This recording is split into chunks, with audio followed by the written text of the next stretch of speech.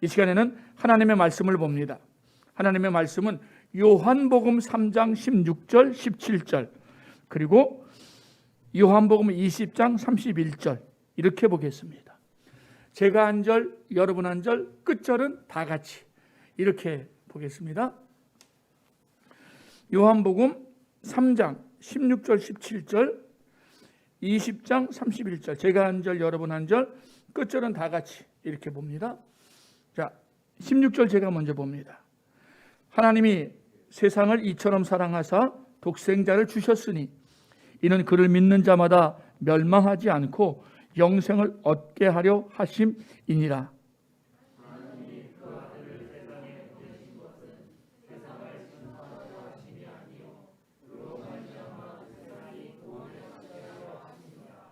함께 오직 이것을 기록함은 너희로 예수께서 하나님의 아들 알게 하려 또 너희로 믿고 그 이름을 힘입어 영생을 얻게 하려 함이니라. 아멘.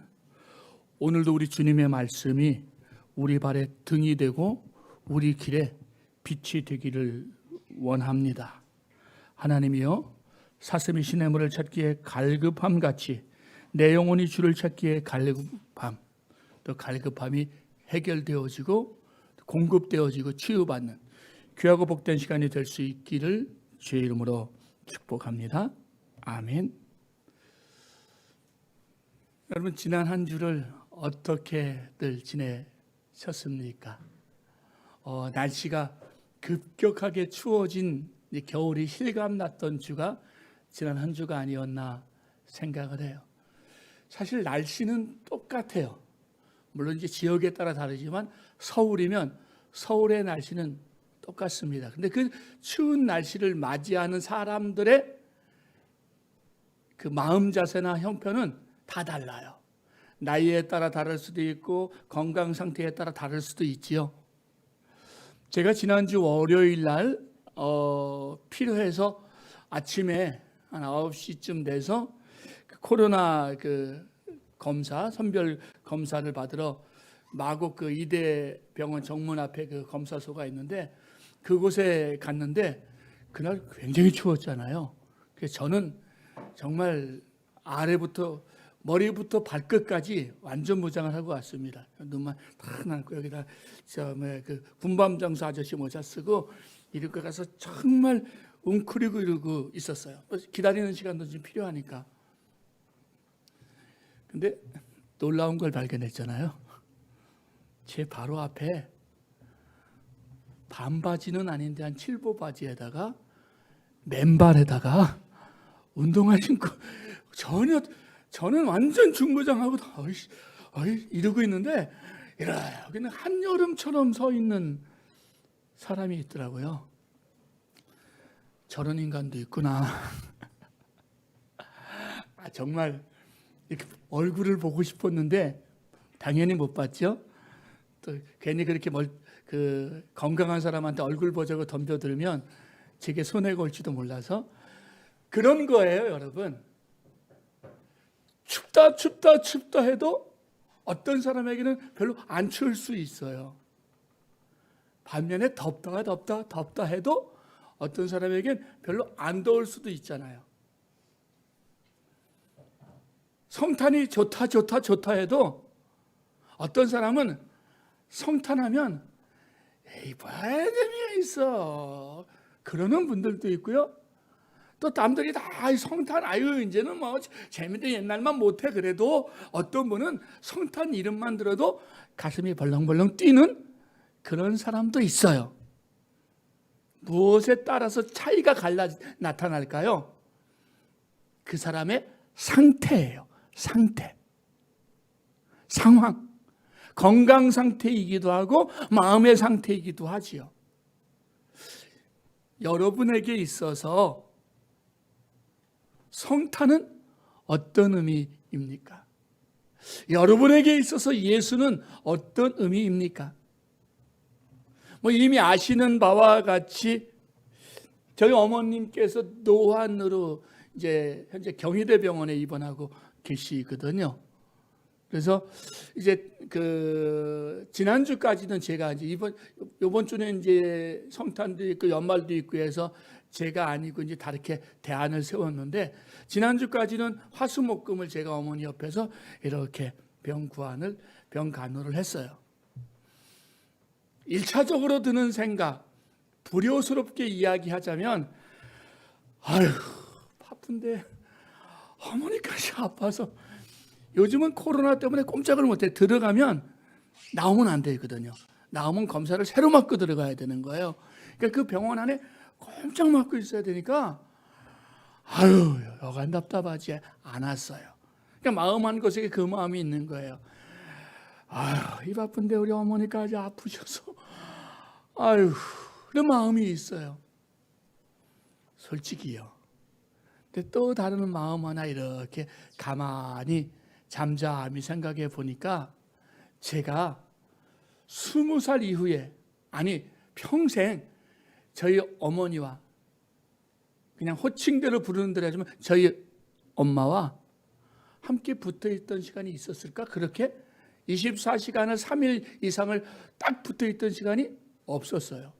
어릴 때는 형제들이랑 아버지랑 다 같이 있었고, 20살 이후에 대학생활을 하면서는 서울에서 나와 살았기 때문에 없었거든요.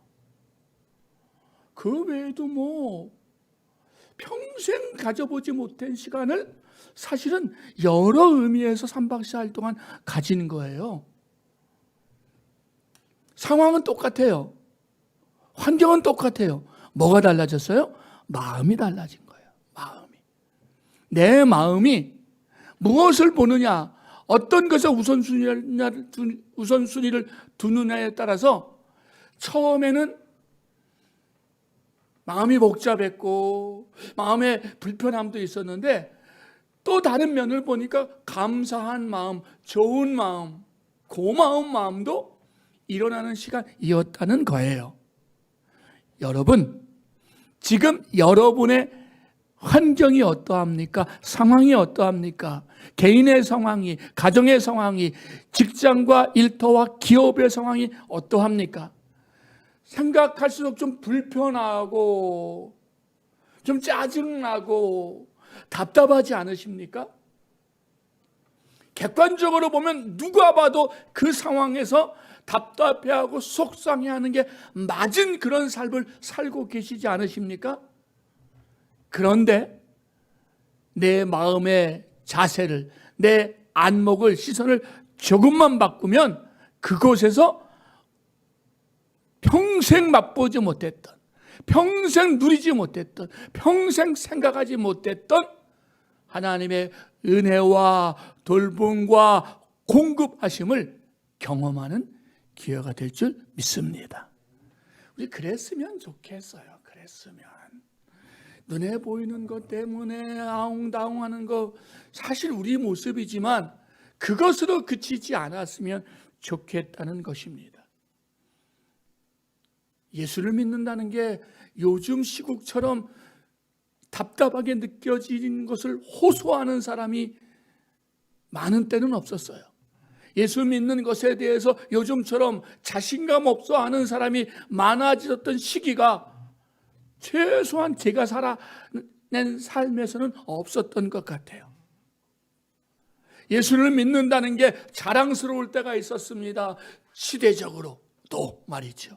개인적으로는 말할 것도 없고요. 예수 믿는다는 게 왠지 엘리트 세계에 들어가는 것 같은, 뭔가 괜찮은 사람 같은 그런 시대를 살았던 적도 있었습니다. 근데 요즘에는 조금 주춤주춤해야 하고 조심해야 되고 말 한마디도 어디 가서 함부로 하지 못하는 게 요즘 우리의 상황입니다. 그렇지만 여러분, 이런 상황에서 내가 예수를 어떻게 생각하느냐에 따라서 사실은 전혀 다른 경험을 하게 될 수 있어요. 저는 그 예수를 만나고 발견하고 누리는 저와 여러분이 되었으면 좋겠습니다. 코로나 시국에 예수님은 내게 어떤 분입니까? 내게 어떤 의미입니까? 저희가 이제 복음서의 마지막 권인 요한복음을 하고 있습니다. 요한복음은 요한의 복음서에 한마디로 요한의 복음서.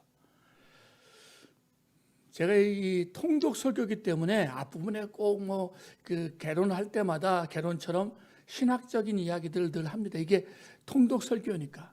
근데 그것들은 우리가 학문적으로 연구하지 않는 한 큰 의미를 두지 않으셔도 돼요. 좀 무식하게 이야기하면 그거 몰라도 구원에 아무 상관없어요. 그러나 물론 학문적인 관심을 가진 분들은 한번 봐도 되는 문제이면 틀림없습니다. 아무튼 근대에 들어서면서 사람들은 성경을 뜯어보기 시작했어요. 또 재보기 시작했어요. 또 자꾸 연결해서 이것저것 견주어 봐서 이건 진짜 같고 이건 가짜 같고 이건 전설 같고 이거는 누가 뭐 잘못한 이야기 같고 이거는 뭐 같고 이거는 좀 과학적으로 이건 이성적으로 이건 논리적으로 이런 접근이 전혀 필요 없다는 것은 아니에요. 필요해요? 뭐 그렇게 해도 뭐 정말 뭐 아쉬울 거 없어요. 꿀릴 거 없어요. 그러나 중요한 것은 하나님의 말씀을 내가 어떻게 보느냐, 예수를 내가 어떻게 바라보고 있느냐가 사실 말씀을 바라보는 우리의 눈과 마음을 얼마든지 좌우할 수 있어요. 여러분들의 구원이, 여러분들의 생명이 예수 그리스도에게 있고 하나님의 말씀인 성경에 있기를 원합니다. 요한복음의 저자는 요한이라고 이야기해요. 요한은 갈릴리 바닷가의 어부였는데 그 형이 야고보였어요. 야고보 사도. 사실 그 많은 성경학자들이 베드로는 갈릴리 바닷가에 사는 어부 중에 좀 가난했을 걸로 봐요. 근데 이 요한은 부자였던 걸로 봐요. 그렇잖아요. 똑같이 어부를 해도 베드로는 그냥 그 배 하나 가지고 겨우 입에 풀칠하고 사는 생존형 어부였다면 요한은 그 아버지가 기업형 어부였던 것 같아요. 그래서 부자였고요. 공부도 많이 했고요. 똑똑했고요. 그리고 이 요한의 어머니는 살로메인데 예수님의 생애에 있어서 공생애에 이 물질적으로나 여러 면에서 잘 섬긴 대표적인 여인 중에 한 여인인 거예요. 그게 이 요한의 배경입니다. 뭐 이후에 이제 우리가 요한계시록이나 요한 1, 2, 3서에서 또 이렇게 살펴볼 기회가 있을지 모르겠습니다만 아무튼 요한은 예수님이 요한복음을 보게 되면 요한은 자기 이름을 이야기하지는 않고 암시적으로 이야기하죠. 사랑받는 자, 사랑받는 자. 요한은 자신을 소개할 때 뭘로 소개하느냐 하면 예수님의 사랑받는 자로 소개하고 있어요. 그러니까 요한이 본 예수님은 어떤 분이에요? 날 사랑해 주시는 분이었다는 이야기예요. 여러분, 여러분이 생각하는 예수는, 여러분이 생각하는 하나님은 어떤 분이십니까? 제가 중학교 2학년 때부터 교회를 다니기 시작했고요. 고1 겨울 수련회 때 제 나름의 구원의 체험을 했어요. 그리고 그 후로 동안 아주 오랫동안 청년 시절에 제가 만난, 제가 그 이야기하는 하나님은, 예수님은 무서운 분이었어요. 공의로운 분이었어요. 심판하시는 분이었어요. 마음에 안 들면 다리 몽둥이를 뚝 부러뜨려는, 손을 올려서 딱 한 대 칠 것 같은, 뭐 내가 조금 뭐 이렇게 어떤 때 그 예배 때 딴짓하고 엉뚱한 짓 했는데 그 주간에 내게 좀 하다 못해 뭐 어디 뭐 다친 일이라도 일어났다 그러면 아이고 내가 지난 주일날 예배를 엉터리 드렸더니 이렇게 다치는구나, 늘 그런 압박감을 가지고 신앙생활을 했어요. 무서운 하나님, 심판의 하나님이었죠. 근데 제가 대학교 때가 아마 2학년 때쯤이었는데 2학년 때 3학년, 2, 3학년 때쯤이었는데 제가 당시에 다니던 그 대학부 수련회에 가서 예수님을 무슨 하나님을 어떤 하나님을 만났느냐 하면 사랑의 하나님으로 만났어요. 그 후로는 한 번도 후회한 적이 없어요. 한 번도 의심한 적이 없어요. 하나님이 날 사랑한대. 하나님이 날 사랑한대. 여러분, 내가 어떻게 사랑하느냐에 따라서 세상이 달라지는 거예요. 요한은 원래 별명이 뭐였어요? 초창기 예수님에게부터 받은 별명이 뭐였는지 아세요? 보아너게의 아들이었어요. 보아너게. 우레의 아들이에요. 우레의 아들. 성질이 얼마나 급했으면, 성질이 얼마나 개떡 같았으면, 저게 우레 같은 놈이었어요. 벼락 같은. 근데 그가 예수님을 사랑의 예수님으로 만나고 사랑의 예수님을 체험하니까 뭘로 이제 인생이 바뀌어요? 사랑의 사도로 바뀌죠. 사랑의 사도로. 그의 입에서 나온 건 사랑이었습니다. 사랑이었어요. 그래서 요한이 90살 이상까지 산 걸로 알려져 있거든요. 나중에는 너무 노쇠해서 설교도 제대로 할 수 없었대요. 근데 이제 아주 그래도 유일하게 살아남은 사도니까 아마 에베소 지역에 사셨기 때문에 에베소 교회에서 그래도 노사도가 늘 이렇게 말씀을 전하는 걸 좋아하셨으니까 이렇게 모일 때마다 노사도에게 사도 요한에게 이게 설교할 기회를 준 거죠. 나이가 들어서는 다른 걸 얘기 못하고 그냥 딱 이렇게 제자들이 부축해서 이렇게 올해 같으면 강단에 이렇게 세웠으면 그게 강단에 섰을지 아니면 앉아서 했을지 몰라요. 왜냐하면 제가 인도에 가봤더니 거기는 예배 때 이 강대상이 없더라고요. 그러니까 가운데 이거보다 더 큰 탁자, 제 뒤에 있는 탁자 보이시죠? 이 탁자보다 더 큰 탁자가 있어요. 그 설교하시는 목사님이 이 탁자에 이렇게 앉아서 하시더라고요. 이렇게 딱 우리가 가부좌 딱 하고 앉으셔서 그래서 저게 뭐야 그랬더니 문득 떠오른 게 이게 마치 설법하는 것 같은 느낌이. 그러니까 문화에 따라 달라요. 문화에 따라 강대성 없어요. 이런 탁자 위에 목사님이 딱 정말 이렇게 가보자고 딱 앉아가지고 이렇게 설교를 해 나가시는 거예요. 아무튼 요한은 마지막 설교 나이가 들어서 설교할 때마다 뭐냐면 여러분 사랑하십시오. 다시 말하노니 사랑하십시오. 예수님이 여러분을 사랑과 같이 사랑하십시오. 끝. 다른 얘기가 없었어요. 사랑하십시오. 사랑합시다. 사랑하십시오. 왜? 내가 만난 예수가, 내가 경험한 하나님이 사랑이었기 때문이라는 거예요. 요한복음은 두 가지 목적에서 기록되었습니다. 예수 그리스도가 메시아이심과 또 한 가지 영생을 얻는 길을 믿음으로 영생을 얻는 것을 보여주기 위함이다. 오늘 20장 31절 말씀, 이것을 기록함은 너희로 예수께서 하나님의 아들 그리스도임을 믿게 하려 하며 또 너희로 믿고 그 이름을 힘입어 생명을 얻게 하려 함이니라. 이게 요한복음의 기록의 이유예요. 요한복음을 어떻게 볼까 사실 고민을 했습니다. 아시는 분들은 아시는 것처럼 요한복음은 우리 신앙생활의 가장 기본이 되거든요. 정말 이 요한복음만 가지고 어떤 유명한 목사님은 4년, 5년도 설교해요. 6년, 7년도. 요한복음 강해 시리즈가 요한복음이 10몇 권씩 나와요. 요한복음엔 무궁무진해요. 태초에 말씀이 계시니라부터 시작을 하면 이 태초 가지고 한 달 가요. 근데 어떻게 이 요한복음을 말씀을 나눌까 하다가 요한복음에 보게 되면 I am으로 시작이 되는 예수님의 자기 선언이 있어요. 나는 누구다. 나는 누구다 하면 사실 여러분들의 뇌리에 딱 떠올라야 되는 장면이 있어야 된다고 저는 생각을 해요. 출애굽기 3장이에요.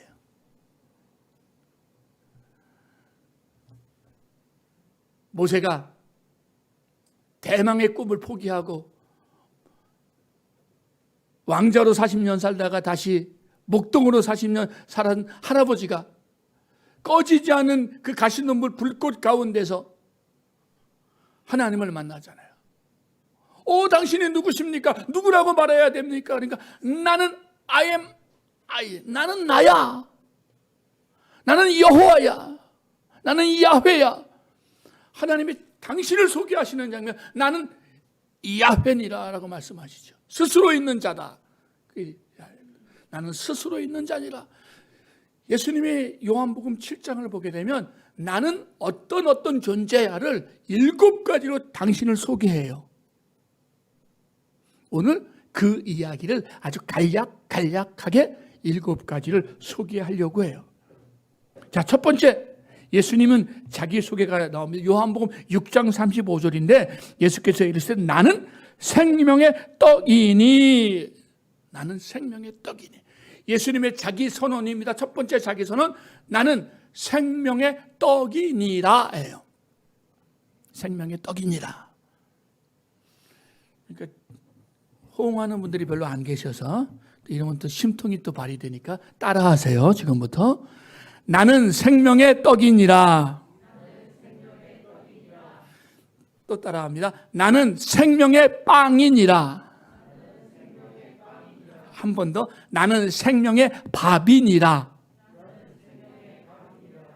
자, 예수님이 당신 자신을 소개하시면서 나는 생명의 떡인, 이 떡이라는 것은 영어에서 빵을 번역해 놓은 거거든요. 근데 빵은 서양 사람들의 주식이잖아요. 근데 우리식으로 하면 사실 뭘로 해야 돼요? 밥으로 해야 돼요. 밥으로. 밥이 주식이에요. 주식. 즉 예수님이 당신을 사람들에게, 제자들에게 소개하고 있어요. 오늘날 우리에게 예수님 당신을 스스로 소개하고 계셔요. 내가 뭔지 아니? 나는 너희에게 생명을 주는 밥이야, 양식이야 라고 말씀하고 계시는 거죠. 내가 곧 생명의 떡이니라. 나는 하늘에서 내려온 살아있는 떡이니라. 요한복음 이 6장에 거듭 내가 생명의 떡이다, 생명의 떡이다, 생명의 떡이다, 살아있는 생명의 떡이다, 스스로를 그렇게 소개하고 계시는 거예요. 밥이 생명을 시작하게 하지는 못하죠. 창조하지는 못해요. 그러나 생명을 유지하게 할 수 있죠. 생명을 유지하게 할 수 있어요. 아니, 유지하게 할 수 있는 게 아니라 밥이 있어야만 생명이 유지가 돼요.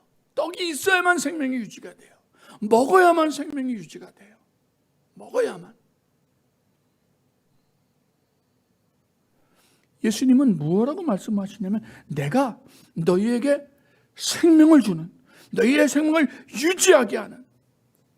여러분, 양식이 얼마나 중요해요. 예수님의, 우리가 주님이 가르치신 기도문, 주기도문에 뭐가 나요? 예수님이 가르치신 기도문이 뭐예요? 너희가 나한테 기도할 때 이렇게 기도해라. 하늘에 계신 우리 아버지여, 이름이 거룩히 여기를 받으시며 나라가 임하시며 뜻이 하늘에 것 같이 땅에서 이루어지이다. 오늘날 우리에게 일용할 양식을 주시옵고. 하나님이 예수님을 통해서 너희가 이렇게 기도해 하면서 하나님 앞에 기도해도 되는 기도 제목이, 공식적인 기도 제목 중에 하나가 뭐죠? 양식을 위해서 기도하는 거란 말이에요. 이건 욕심이 아닌 거예요. 이 양식은 이렇게 중요한 거죠. 근데 이 양식이 누구라고요? 예수님이라고요. 우리의 생명의 떡이신, 생명이신 예수님이 어떤 양식입니까? 우리의 육체는 밥을 먹으면 됩니다. 우리의 육체는 빵을 먹으면 되고 떡을 먹으면 됩니다. 그러나 우리는 육으로만 돼 있는 존재가 아니죠. 영으로 돼 있는 존재입니다. 영혼이 있는 존재죠. 생명의 양식이신 예수 그리스도를 내가 취해야만, 뜯어먹는다는 의미는 아니고 믿음으로 받아들이고 영접할 때 내가 생명을 얻게 되고 그 생명으로 살게 될 것을 이야기하는 거죠. 기억하세요. 예수님이 우리에게 어떤 의미냐? 예수님이 내 생명의 떡인 것을. 예수님이 내 밥이에요. 내 영혼의 밥이죠. 생명을 주시는. 예수님은 스스로 우리의 생명의 밥인 것을 강조하고 계셔요. 두 번째, 예수님은 누구시냐? 자, 저를 따라하시기 바랍니다. 나는 세상의 빛이다. 아멘. 요한복음 8장 12절 예수께서 또 말씀하여 이르시되 나는 세상의 빛이니 나를 따르는 자는 어둠에 다니지 아니하고 생명을 얻으리라. 예수님이 빛이에요. 이 빛은 하나님이 주신 빛인데 이 빛에 들어오면 뭐가 된다고요? 하나님의 자녀가 된다고요. 이 빛은 우리로 하나님의 자녀가 되게 하는 생명의 빛이니 영접하는 자, 곧 그 이름을 믿는 자들에게는 하나님의 자녀가 되는 권세를 주셨어요. 예수님은 생명의 빛입니다. 그 생명의 빛인 예수님을 내 마음에 모시면 우리가 새로운 생명으로 하나님의 자녀로 탄생하게 됩니다. 근데 사람들이 이 빛보다 어둠을 더 사랑했습니다. 빛으로 와야 되는데 본능적으로 우리가 어둠을 더 좋아하죠. 그래서 미워하고 배척했습니다.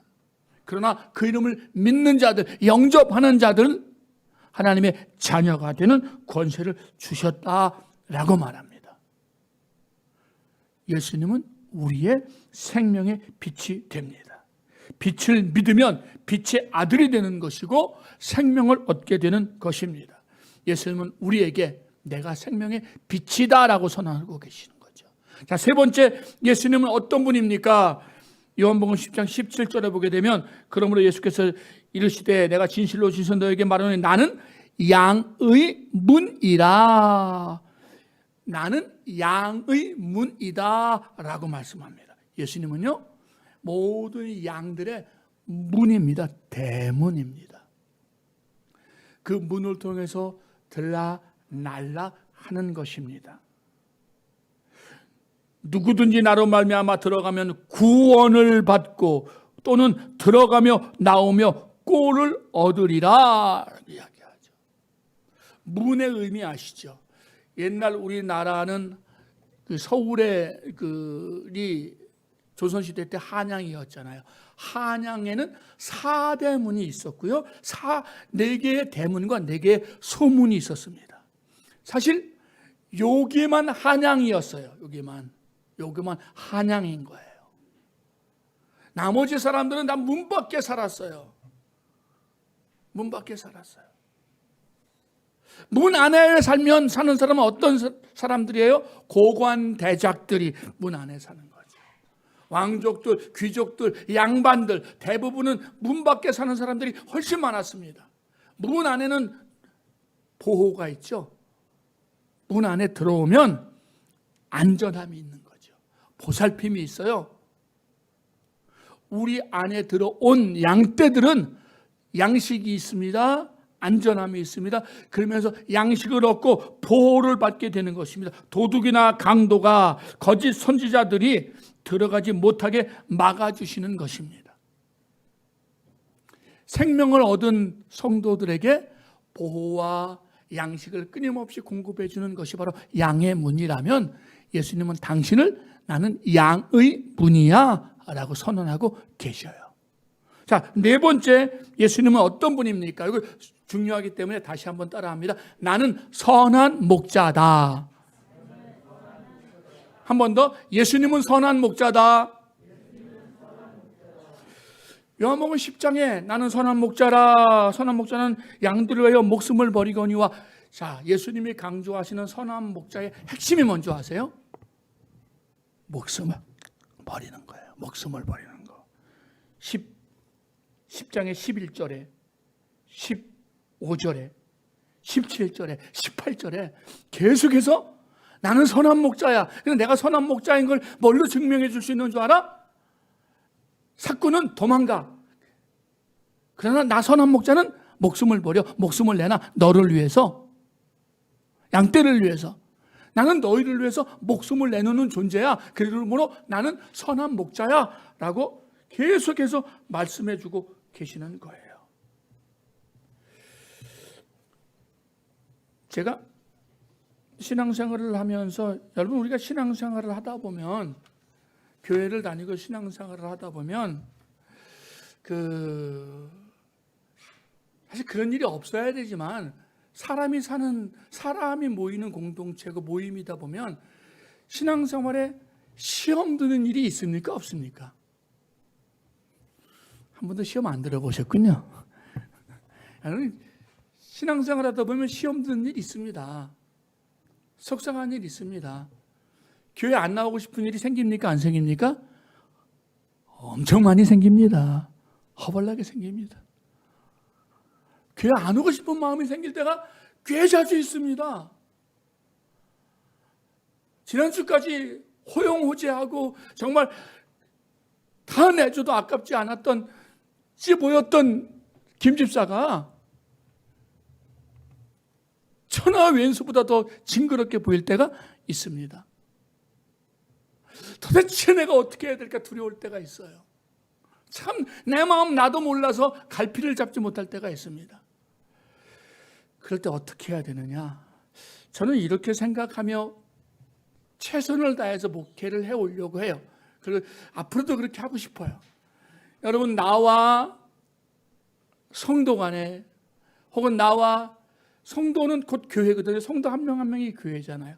나와 다른 성도 간에, 나와 교회 간에 충돌이 생기면, 그게 실제적인 이익이든 뭐든, 내 유익과 다른 성도의 유익이 충돌을 일으킬 때 성도는 다른 성도의 유익을 위해서 내 것을 양보하는 것이 그리스도인 모습입니다. 내 유익과 다른 사람의, 다른 성도의 유익이 부딪힐 때 내 유익이 뒤로 가는 게 맞아요.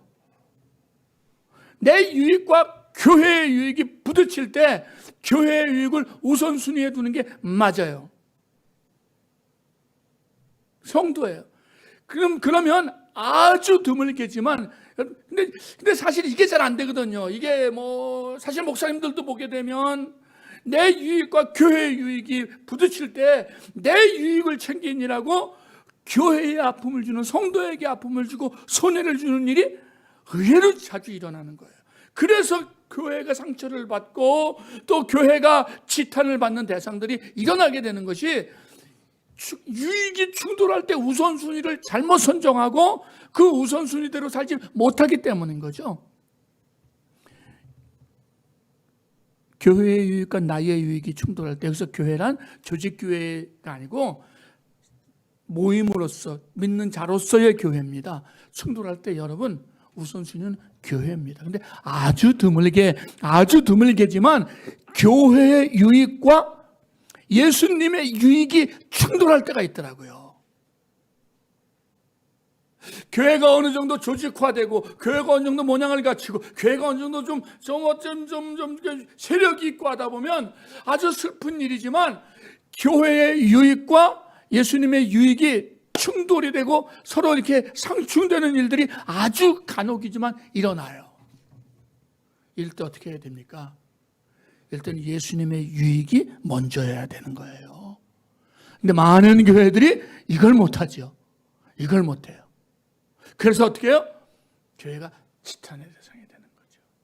예수님은 어떻게 하셨어요? 나는 선한 목자야. 예수님도 어떻게 하셨어요? 양떼와 내 유익이 충돌할 때 예수님은 어떻게 하셨다고요? 당신을 포기하셨잖아요.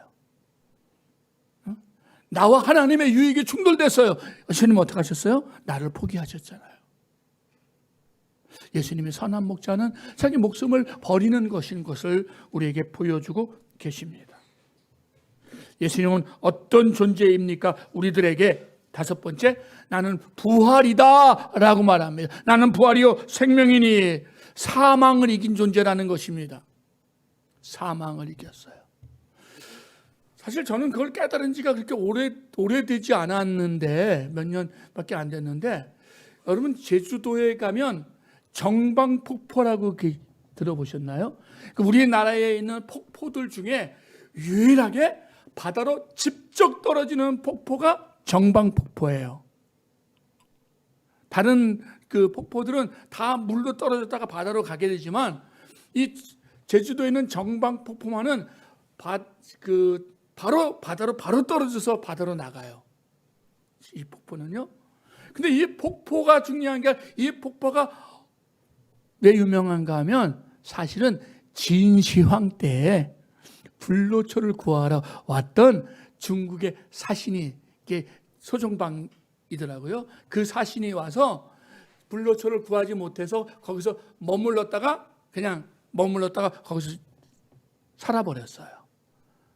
그래서 그것이, 지금 몇 년 전에, 한 3년 전에 갔었는데, 보니까는 그 전에도 갔었는데 그런 게 없더니, 최근에는 이 중국 관광객들을 대상으로 해서 그런지 중국 사당 같은 것도 지어놓고 뭐 벽화 그린 것도 쫙 중국 사신도 같은 것들을 쫙 해놨어요. 그래서 나름대로 꾸며놓으려고 꾸며놨더라고요. 그래 보면 뭐래요? 죽은 지 오래됐는걸. 사망의 권세를 이길 아무도 없습니다. 어떤 권세도 없습니다. 그런데 예수님은 부활입니다. 그 예수님의 부활은 어떻다고요? 그 이름을 믿는 자들에게 동일한 부활로, 동일한 영생으로, 구원으로 선물을 주신다라고 말합니다. 나를 믿는 자는 죽어도 살겠고 무릇 살아서 믿는 자는 영원히 죽지 아니하리라. 생명의 부활로 나올 것을 이야기해요. 예수님이 누굽니까? 부활이죠. 우리에게 부활을 주시는 분입니다. 자, 이제 6번째, 7가지 중에 이제 2가지 남았습니다. 예수님, 내가 곧 길이요 진리요 생명이다. 아시죠? 내가 바로 그 길이에요. 그 길, the way. 그냥 수많은 길이 아니라 하나밖에 없는 그 길인 거죠. 어떤 길? 생명을 주는 길, 영생을 주는 길. 예수님은 당신을 소개해, 내가 바로 그 길이야. 너에게 생명을 주고 영생을 주는 그 길입니다. 나로 말미암지 않고는 아버지께로 올 자가 없는, 하나님께 가는 유일한 생명의 길입니다. 그리고 마지막 아주 중요한 7번째, 나는 참 포도나무요, 내 아버지는 농부라. 예수님은 요한복음에서 내가 포도나무라고 이야기하죠. 그리고 우리가 붙어만 있으면 생명을 같이 얻는 가지인 것을 이야기하고 있습니다. 너희가 내 안에 거하고 내 말이 너희 안에 거하면 무엇이든지 원하는 대로 구하라. 그리하면 이루리라. 이거는 참 포도나무와 함께 사는 가지인 우리가 영생을 얻는 길을 이야기해주고 있습니다. 말씀을 마무리합시다. 자, 제가 설교 초창기에 드렸던 질문이 있어요. 여러분들에게 예수는 어떤 의미입니까? 예수님은 오늘 스스로 7가지로 당신을 설명하셨습니다. 나는 떡이다, 빛이다, 양의 문이다, 선한 목자다, 부활이요 생명이다, 진리다, 참 포도나무다. 이 외에 여러분들에게 예수는 어떤 존재입니까? 나와 예수는, 내게 예수는 어떤 분입니까? 그냥 한번 놀고 즐기는, 그리고 그냥 기억하고 지나가는, 예배 드리는 그런 성탄절이 아니라, 그런 절기가 아니라 정말 예수를 생명으로, 예수를 구원으로, 예수를 영생으로 받고 믿는 그런 기회가 되었으면 좋겠습니다.